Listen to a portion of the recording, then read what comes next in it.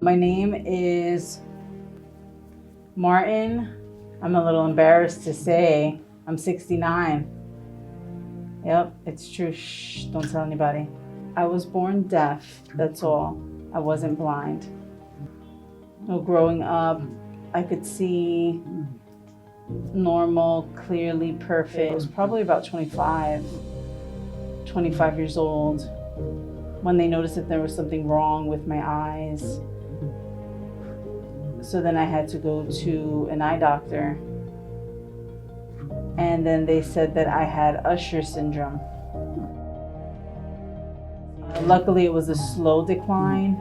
It wasn't very severe. I mean, some other deafblind people, it just happens so quickly and then they're fully blind. I'm not fully blind, more like low vision. I can see people a little bit, somewhat, outside during the day. I can see a little bit of faces. I'm still able to read my phone, my iPad, the computer. I can still read things like that with large print. There's a lot of devices and equipment that deafblind can use now. And I use CCTV. I use it at home. It's a heavy device. It helps me read. Say if I want to read the newspaper, I can put it underneath and then I can read it like on a screen in front of me. I also have in my bag a CCTV, portable CCTV. Also on the computer, there's a special edition. It's called the Zoom Text DT. Sometimes I do need some alone time and some space, but I'm still ambitious to hang out with friends and go to parties. But I always have to plan ahead. Sometimes I can be out independent alone if I know the area well. I mean, I know New York pretty well. But if it's a new place, a new town, I can get lost pretty easily. I've learned my lesson, so sometimes I still have to rely on friends. I don't like this because I know that some people once in a while, they can take advantage of me, try to con me because they see it there, maybe steal from me. Sometimes that type of thing happens and I can't trust people. But I've accepted it because if I don't wear the pin, then some people will try to talk to me and they're calling and they get upset and they get frustrated and they get angry and they start screaming. Without this pin, nobody knows. If I go into a restaurant, a lot of times those places are pretty dark. And sometimes if I bump into people, it's embarrassing. But if I don't have this on, they think that I'm drunk and then they get very angry.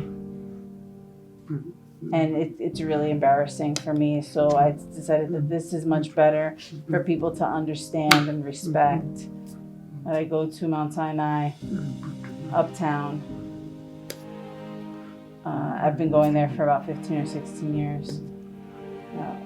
Always trying to look for a good doctor and, physician's assistant, somebody in the front desk who's good, that they can all work with me and are comfortable with communicating. Especially for me, I must have a sign language interpreter, tactile interpreter specifically. That's definitely required for me to communicate with doctors. But without an interpreter, there's either no way that I can have a long, consistent conversation with the doctor. I'd have to bring an iPad for an emergency.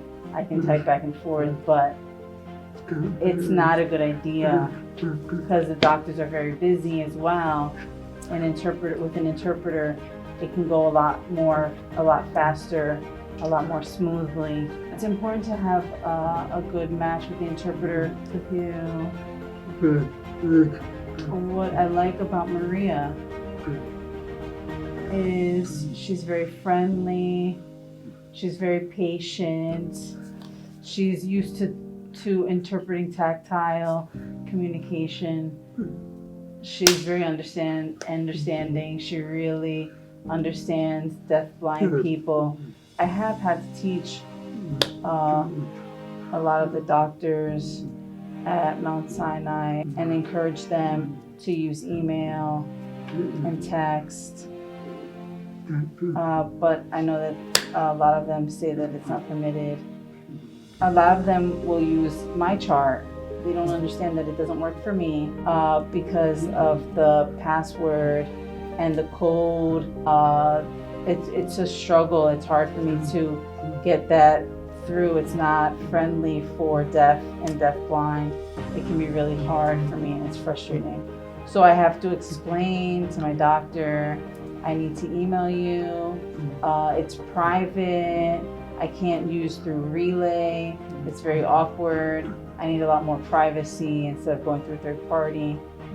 And then they'll understand and they'll say it's okay, fine, and they'll agree to email me more often. Yeah, one of the best doctors here within Mount Sinai.